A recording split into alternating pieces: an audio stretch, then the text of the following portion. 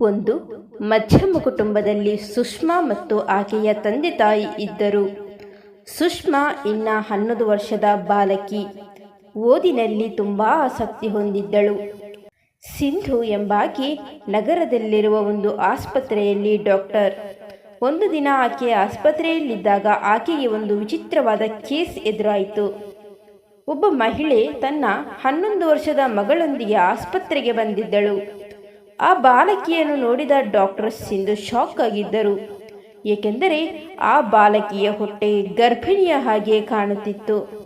ಆ ಬಾಲಕಿಯನ್ನು ನೋಡಿದ ಡಾಕ್ಟರ್ ಮೊದಮೊದಲು ಆಕೆಯ ಹೊಟ್ಟೆಯಲ್ಲಿ ನೀರು ತುಂಬಿಕೊಂಡಿರಬಹುದು, ಇನ್ಯಾವುದೋ ವ್ಯಾಧಿಯಿಂದ ಬಳಲುತ್ತಿರಬಹುದು ಎಂದುಕೊಂಡರು. ಆದರೆ ಆ ಬಾಲಕಿಯ ತಾಯಿ ಒಂದೇ ಸಮನೆ ಅಳುತ್ತಿರುವುದನ್ನು ನೋಡಿ ಏನೋ ನಡೆದಿರಬಹುದು ಎಂದುಕೊಂಡರು ಡಾಕ್ಟರ್. ಆ ಮಹಿಳೆ ಡಾಕ್ಟರ್ ಅನ್ನು ಕುರಿತು, ಏನಾದರೂ ಮಾಡಿ ಕಾಪಾಡಿ, ನಮ್ಮ ಮರ್ಯಾದೆ ಹಾಳಾಗದಂತೆ ನೋಡಿಕೊಳ್ಳಿ, ನನ್ನ ಮಗಳು ಗರ್ಭಿಣಿಯಾಗಿದ್ದಾಳೆ. ಈ ವಿಷಯ 4 ಜನರಿಗೆ ತಿಳಿಯುವ ಮೊದಲೇ ಅದನ್ನು ಚೀಟು ಹಾಕಿ ನಮ್ಮ ಗೌರವವನ್ನು ಕಾಪಾಡಿ ಮೇಡಮ್, ಪ್ಲೀಸ್ ಏನಾದರೂ ಮಾಡಿ ಎಂದು ಬೇಡಿಕೊಳ್ಳುತ್ತಿದ್ದಾಳೆ. ಒಂದು ವೇಳೆ ಈ ವಿಷಯ ನನ್ನ ಪತಿಗೆ ತಿಳಿದರೆ ನಮ್ಮಿಬ್ಬರನ್ನು ಕೊಂದು ಬಿಡುತ್ತಾರೆ ಎಂದು ಕಣ್ಣೀರು ಹಾಕುತ್ತಾ ಕೇಳಿಕೊಳ್ಳುತ್ತಿದ್ದಾಳೆ ಆ ಬಾಲಕಿಯ ತಾಯಿ ಸಾವಿತ್ರಿ. ಆಗ ಡಾಕ್ಟರ್ ಸಿಂಧು, ನೀವು ಏನು ಹೇಳುತ್ತಿದ್ದೀರಾ? ನಿಮ್ಮ ಮಗಳು ಗರ್ಭಿಣಿ ಎಂದು ನಿಮ್ಮ ಪತಿಗೆ ಇಲ್ಲಿಯವರೆಗೂ ತಿಳಿದಿಲ್ಲವೇ ಎಂದು ಆಶ್ಚರ್ಯದಿಂದ ಕೇಳಿದರು. ಇಲ್ಲ ಮೇಡಮ್, ನನ್ನ ಮಗಳಿಗೆ ಯಾವುದೋ ಕಾಯಿಲೆಯಿಂದ ಹೊಟ್ಟೆ ದಪ್ಪ ಆಗುತ್ತಿದೆ ಎಂದು ಎಲ್ಲರೂ ಭಾವಿಸುತ್ತಿದ್ದಾರೆ.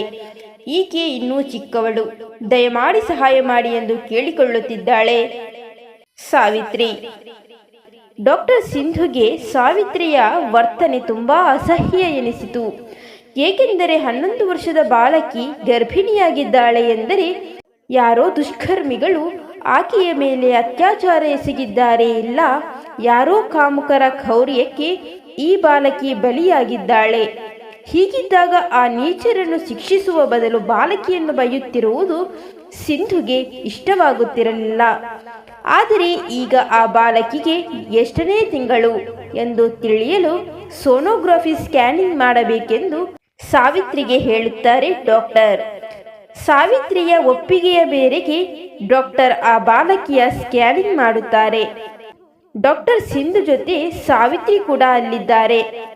ಈ ಪ್ರೊಸೆಸ್ ಕಂಪ್ಲೀಟ್ ಆಗುವ ಸಮಯದಲ್ಲೂ ಕೂಡ ಸಾವಿತ್ರಿ ಕಣ್ಣೀರು ಹಾಕುತ್ತಾ ಮಗಳನ್ನು ಬೈಯುತ್ತಿದ್ದರು.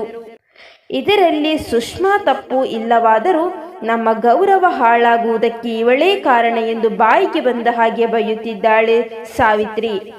ಇದನ್ನೆಲ್ಲ ಡಾಕ್ಟರ್ ಮೌನವಾಗಿಯೇ ನೋಡುತ್ತಿದ್ದರು.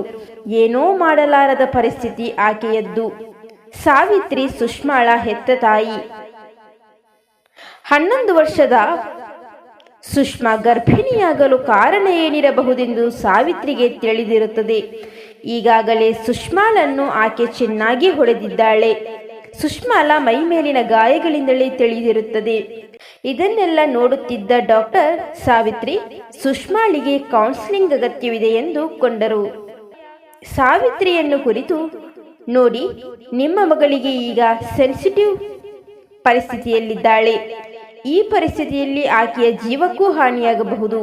ನೀವು ತುಂಬಾ ಜಾಗೃತೆಯಿಂದ ನೋಡಿಕೊಳ್ಳಬೇಕು. ಆದರೂ ನಿಮ್ಮ ಮಗಳು ಎಲ್ಲಿಗೆ ಹೋಗುತ್ತಿದ್ದಾಳೆ, ಯಾರನ್ನು ಭೇಟಿಯಾಗುತ್ತಾಳೆ, ನಿಮ್ಮ ಈ ಮಗಳ ಪರಿಸ್ಥಿತಿಗೆ ಕಾರಣ ಯಾರು ಎಂದು ತಿಳಿಯದಿರುವುದು ನಿಮ್ಮ ತಪ್ಪು. ಒಬ್ಬ ಹೆತ್ತ ತಾಯಿಯಾಗಿ ನಿಮ್ಮ ಮಗಳ ಬಗ್ಗೆ ನೀವು ಎಷ್ಟು ಜಾಗ್ರತೆ ವಹಿಸಬೇಕಾಗುತ್ತದೆ. ಕೈ ಸುಟ್ಟ ಬಳಿಕ ಸೊಪ್ಪು ಹಿಡಿದ ಹಾಗೆ ಈಗ ನಿಮ್ಮ ಮಗಳನ್ನು ಹೊಡೆದು ಬಡಿದು ಬೈಯುವುದರಿಂದ ಲಾಭವಿಲ್ಲ. ನೀವು ನಿಮ್ಮ ಮಗಳಿಗೆ ಹೆತ್ತ ತಾಯಿ.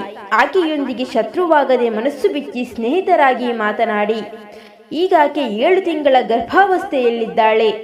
ಈ ಸಮಯದಲ್ಲಿ ಆಕೆಗೆ ಗರ್ಭಪಾತ ಮಾಡಿಸಿದರೆ ಜೀವನ ಪೂರ್ತಿ ಆಕೆ ತೊಂದರೆಗಳನ್ನು ಎದುರಿಸಬೇಕಾಗುತ್ತದೆ. ಆದ್ದರಿಂದ ಆಕೆಗೆ ಅಬಾರ್ಷನ್ ಮಾಡಿಸುವುದು ಒಳ್ಳೆಯದಲ್ಲ.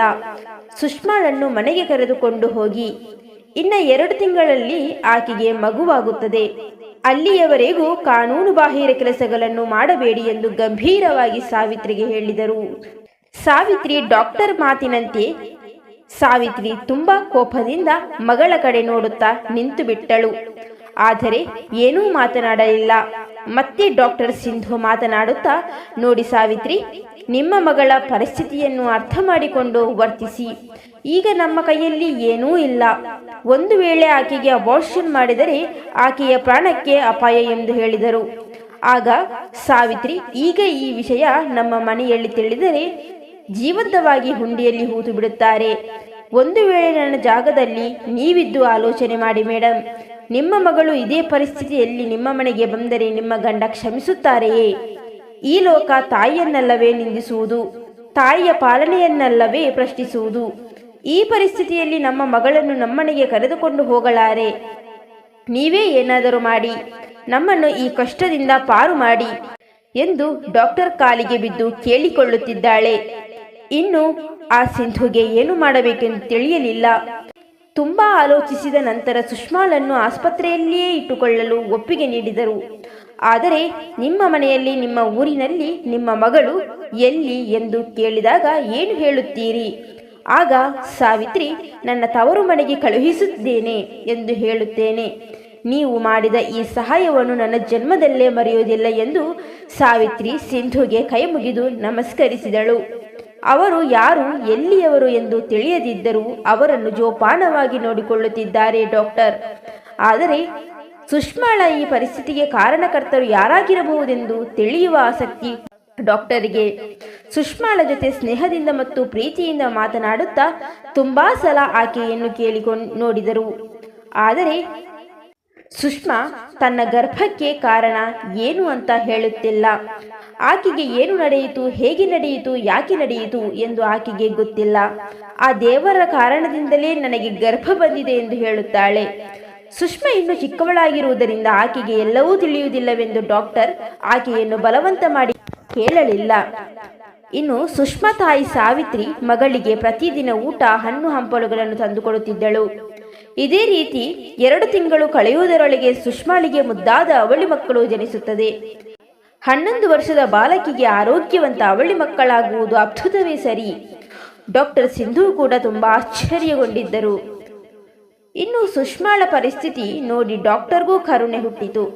ಈಗಾಗಲೇ ಆಕೆಯ ಗರ್ಭಾವಸ್ಥೆಗೆ ಕಾರಣ ಯಾರು ಎಂದು ತಿಳಿಯಲು ತುಂಬಾ ಪ್ರಯತ್ನಿಸಿದರು. ಆದರೆ ಉಪಯೋಗವಾಗಲಿಲ್ಲ. ಇನ್ನು ಸಾವಿತ್ರಿ ಮಗಳಿಗೆ ಹುಟ್ಟುವ ಮಗುವನ್ನು ಮನೆಗೆ ಕರೆದುಕೊಂಡು ಹೋಗುವುದಿಲ್ಲವೆಂದು ಡಾಕ್ಟರಿಗೆ ಮೊದಲೇ ಹೇಳಿದ್ದರಿಂದ ಬೇರೆ ದಾರಿ ಇಲ್ಲದೆ ಸುಷ್ಮಾಳ ಮಕ್ಕಳನ್ನು ಮಕ್ಕಳಿಲ್ಲದವರಿಗೆ ದತ್ತು ನೀಡುತ್ತಾರೆ ಡಾಕ್ಟರ್ ಸಿಂಧು. ಡಾಕ್ಟರ್ ಮಾಡಿದ ಸಹಾಯಕ್ಕೆ ಸಾವಿತ್ರಿ ಧನ್ಯವಾದಗಳನ್ನು ತಿಳಿಸಿ ಆಕೆಯ ಫೀಸ್ ನೀಡಿ ಹೊರಟು ಹೋದಳು. ಸಾವಿತ್ರಿ ಅಲ್ಲಿಂದ ಹೋದ ಬಳಿಕ ಒಂದು ದಿನ ಸಿಂಧು ಬಳಿ ಕೆಲಸ ಮಾಡುತ್ತಿದ್ದ ಒಬ್ಬ ನರ್ಸ್ ಒಂದು ವಿಷಯ ಹೇಳುತ್ತಾಳೆ. ಸಾವಿತ್ರಿಯ ವರ್ತನೆ ವಿಚಿತ್ರವಾಗಿತ್ತೆಂದು ಆಕೆಯ ಮೇಲೆ ನನಗೆ ಏನೋ ಅನುಮಾನವೆಂದು ಡಾಕ್ಟರ್ ಸಿಂಧು ಬಳಿ ಹೇಳಿದಳು ನರ್ಸ್. ಆದರೆ ಡಾಕ್ಟರ್ ಸಿಂಧು ನರ್ಸ್ನ ಮಾತನ್ನು ಹೆಚ್ಚಾಗಿ ತಲೆ ಕೆಡಿಸಿಕೊಳ್ಳಲಿಲ್ಲ. ಇನ್ನು ಕಾಲ ಸಾಗುತ್ತಾ ಸುಷ್ಮಾ ಮತ್ತು ಸಾವಿತ್ರಿಯನ್ನು ಮರೆತು ಹೋದರು ಡಾಕ್ಟರ್. ಆದರೆ ಈ ಘಟನೆ ನಡೆದ 7-8 ತಿಂಗಳ ಬಳಿಕ ಮತ್ತೆ ಸಾವಿತ್ರಿ ಸುಷ್ಮಾಳ ಜೊತೆ ಸಿಂಧು ಆಸ್ಪತ್ರೆಗೆ ಬರುತ್ತಾರೆ. ಆದರೂ ಈಗಲೂ ಸುಷ್ಮಾ 2 ತಿಂಗಳ ಗರ್ಭಿಣಿ ಎಂದು ತಿಳಿದ ಸಿಂಧು ಶಾಕ್ ಆಗುತ್ತಾಳೆ. ಎಷ್ಟು ಚಿಕ್ಕ ವಯಸ್ಸಿಗೆ ಸುಷ್ಮಾ ಗರ್ಭಧರಿಸಬಲ್ಲಳೆ ಎಂದು ಆಲೋಚಿಸುತ್ತಾ ಎದ್ದು ಬಿಟ್ಟರು. ಸಾವಿತ್ರಿ ಮಾತ್ರ ಈ ಹಿಂದೆ ಮಾಡಿದ ಹಾಗೆಯೇ ಡಾಕ್ಟರ್ ಕಾಲಿಗೆ ಬಿದ್ದು ಬೇಡಿಕೊಳ್ಳುತ್ತಿದ್ದಾಳೆ. ಇಷ್ಟು ಚಿಕ್ಕ ವಯಸ್ಸಿಗೆ ಪದೇ ಪದೇ ಗರ್ಭಧರಿಸುತ್ತಿದ್ದರೆ ಸುಷ್ಮಾಳ ಆರೋಗ್ಯ ಹಾಳಾಗುತ್ತದೆ ಎಂದು, ಈಗಾಗಲೇ ಸುಷ್ಮಾ ವೀಕ್ ಆಗಿದ್ದು ಸತ್ತು ಹೋಗುವ ಅವಶ್ಯಕತೆ ಇದೆ ಎಂದು ಸಿಂಧು ಸಾವಿತ್ರಿಗೆ ವಿವರಿಸಿ ಹೇಳುತ್ತಾಳೆ. ಈ ವಿಷಯದ ಬಗ್ಗೆ ಡಾಕ್ಟರ್ ಸುಮಾರು 1 ಗಂಟೆಯವರೆಗೂ ಸಾವಿತ್ರಿಗೆ ಹೇಳುತ್ತಿದ್ದರು. ಅನಂತರ ಸಾವಿತ್ರಿ ಜೋರಾಗಿ ಅಳುತ್ತಿದ್ದಾಳೆ. ಸುಷ್ಮಾ ಗರ್ಭಾವಸ್ಥೆಗೆ ಕಾರಣ ಯಾರು ಎಂದು ಸಿಂಧು ಮತ್ತೆ ಮತ್ತೆ ಕೇಳುತ್ತಿದ್ದಾರೆ. ಆದರೆ ಸಾವಿತ್ರಿ ಅಸಲಿ ಸತ್ಯ ಹೇಳುತ್ತಿಲ್ಲ. ಏಕೆಂದರೆ ಆಕೆಗೂ ತಿಳಿಯುತ್ತಿಲ್ಲ. ನನಗೆ ತಿಳಿಯದು, ನಮ್ಮನ್ನು ಕಾಪಾಡಿ ಎಂದು ದೀನವಾಗಿ ಕೇಳಿಕೊಳ್ಳುತ್ತಾ ಅಳುತ್ತಲೇ ಇದ್ದಳು.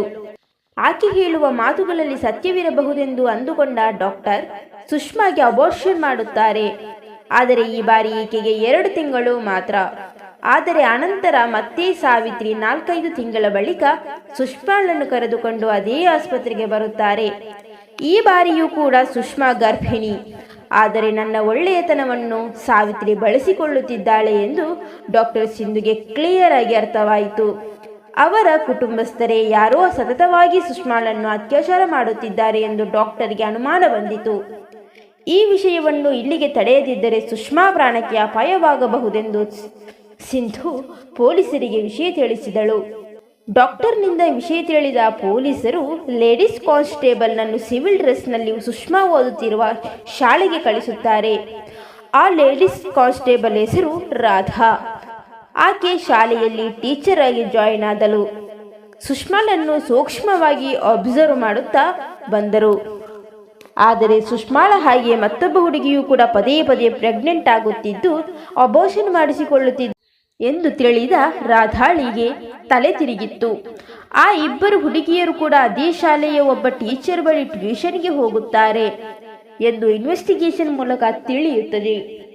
ಆ ಟ್ಯೂಷನ್ ಸರ್ ಮೇಲೆ ಅನುಮಾನದಿಂದ ಅವರನ್ನು ಪೊಲೀಸ್ ಸ್ಟೇಷನ್ಗೆ ಕರೆದುಕೊಂಡು ಹೋಗಿ ತಮ್ಮ ಶೈಲಿಯಲ್ಲಿ ವಿಚಾರಿಸಿದರು ಪೊಲೀಸರು. ಆಗ ವಿಚಾರಣೆಯ ವೇಳೆ ಟ್ಯೂಷನ್ ಸರ್ ಸಿಧು ಹೇಳಿದ ಮಾತುಗಳಿಂದ ಪೊಲೀಸರಿಗೆ ಹೊಸ ಅನುಮಾನಗಳು ಶುರುವಾದವು. ಅದೇನೆಂದರೆ, ಇದೇ ಸಿಧು ಶಾಲೆಯ ಗ್ರೌಂಡ್ ಫ್ಲೋರ್ನಲ್ಲಿ ಸ್ಟಡೀಸಲ್ಲಿ ವೀಕ್ ಆಗಿರುವ ಹುಡುಗಿಯರಿಗೆ ಎಕ್ಸ್ಟ್ರಾ ಕ್ಲಾಸ್ ತೆಗೆದುಕೊಳ್ಳುತ್ತಾರೆ. ಅವರು 1 ಗಂಟೆ ಕ್ಲಾಸ್ ಮಾಡಿದ ನಂತರ ಮನೆಗೆ ಹೊರಟು ಹೋಗುತ್ತಾರೆ.